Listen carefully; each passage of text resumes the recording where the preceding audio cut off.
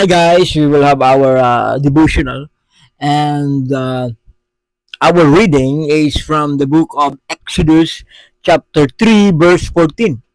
And I'm reading from the Amplified uh, version of English version of the Bible, and it said, God said to Moses, I am who I am, and what I am, and I will be what I am, be. And he said, You shall say unto these Israelites, I am has sent me to you. And also, let's read another verse from the book of John, mga kagsunan, the book of John, chapter 8. Now we will have our two Bible reading, so that we will learn more. John chapter 8, verse 24, mga kagsunan. And also I will read from the King James Version. And he said, John chapter 8, verse 24, I said therefore unto you, that ye shall die into your sin, for if ye believe not that I am he, ye shall die in your sins. Mga kaisunan, it's a very great reminder from the Word of God, no? From the Old Testament and the New Testament, mga kaisunan. And also it said that Jesus is the great I am, mga kaigsunan, no? O kanang atong nga nagpaila, mga kaigsunan, ang atong Dios nga siya mao siya, no? Nagpaila siya nga siya si Jehovah the God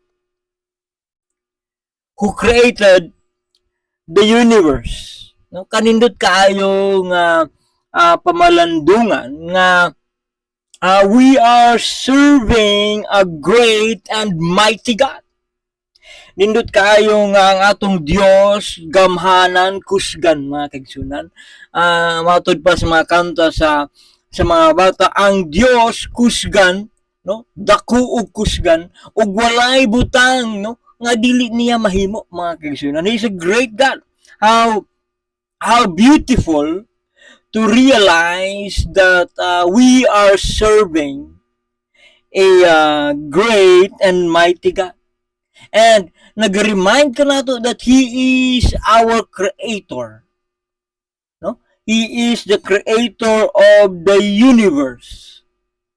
And siya maong iyang gisulti ang mga pulong o nahimo ang tanang butang. Mao kana ato nga Dios, and gitawag siya sa balaan nga kasulatan nga the great I am, no? And today, mga kaigsunan, ang balaan nga kasulatan nagaingon nga mao si Jesus Christ, no? Giingon po niya dito sa atong gibasa ganina sa John chapter 8 verse 24 nga we will die, mamatay kita sa atong mga sala, we will die in our sin if we believe not that He is He, our Savior, mga kaigsunan. Jesus Christ in the whole chapter, mga kaigsunan, He is claiming that He is the great I am. No? I am He, nagaingon siya. No? He is the great I am, mga kaigsunan. And Jesus is also speaking to us today. Nagaingon siya, simply means that Jesus, I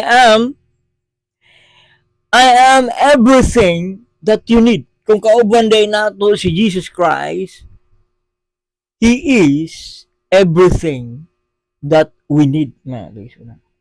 Jesus Christ is also telling us, I am He, Jesus, I am the source of your strength. Nga si Jesus Christ di ay mao ang tinubdan, mga kaigsunan, sa atong mga kusog. He give us strength every day. mga kaigsunan, no? Ah, pasalamat kita when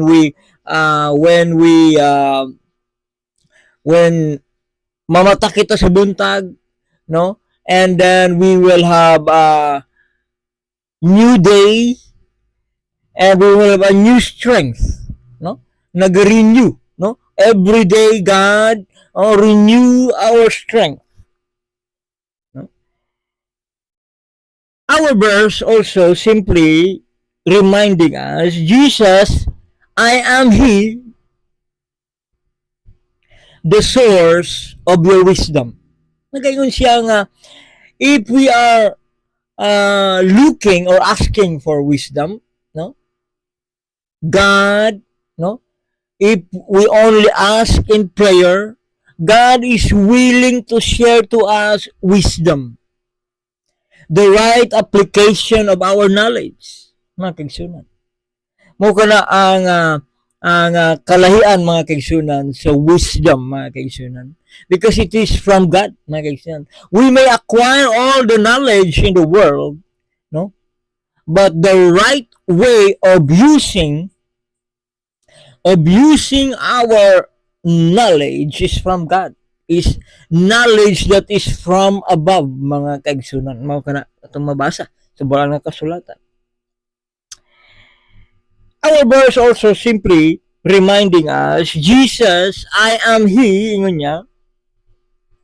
Jesus is our protector. He will protect us. He will defend us. God will not allow nga mawala ka, mga kaigsunan. He is a good shepherd, mga kaigsunan. I am the good shepherd. No? And the good shepherd will not allow mga kaigsunan nga ang iyang mga kaanakan magkatibulaag, mga kaigsunan. Biyaan niya ang 99 niya nga mga karnero, mga kaigsunan. Aron nga pangitaon niya ang nawala niya nga usa ka karnero. Ingon ana kita kagihigugma sa Dios. Mao kana atong dapat hinumduman, no? He will protect us. Ikalima, makita na to diha mga kaigsunan, Jesus, I am He. Jesus is the great provider. Jesus Christ, being Jehovah, the creator of the universe, He provided all, no? Tanan nato nga mga panginahanglan mga kaigsunan, gi-provide sa Dios. He is our Jehovah Jireh. Not only our physical, material nga mga butang gi-provide sa Dios, but also God offered His life to the cross to give you and I salvation, the eternal life, mga kaigsunan. He is our provider. And also, Jesus, I am He, I am the great I am. He, Jesus, He is our way maker, mga kaigsunan. Siya mao nag-provide, mga kaigsunan, of the way, mga kaigsunan. Ingon niya, I am the way, the truth, and the life. No man comes to the Father except by Jesus Christ. Wala'y makaadto dito sa langit, mga kaigsunan, without receiving the Lord Jesus Christ. O kana nga, He is our way maker. He is providing us the way sa solution sa atong mga problema, mga kaigsunan. And also, Jesus, I am He, ingon siya, He is the problem solver of your life. No? Jesus, no? Siya mao ang nag-take up sang cross. Siya mao ang nag-provide sa itong mga kinahanglan, financially, spiritually, materially, good health. No?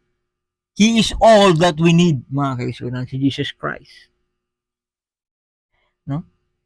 I am He, Jesus, niya, He will also help you achieve your dreams, into success. No? Gusto sa Diyos nga ikaw maging prosperous, mga kaigsunan. God gave us life and life abundantly. Mao kana ang gusto niya sa atong kinabuhi, mga kaigsunan. Nga magkinabuhi nga madagayaon.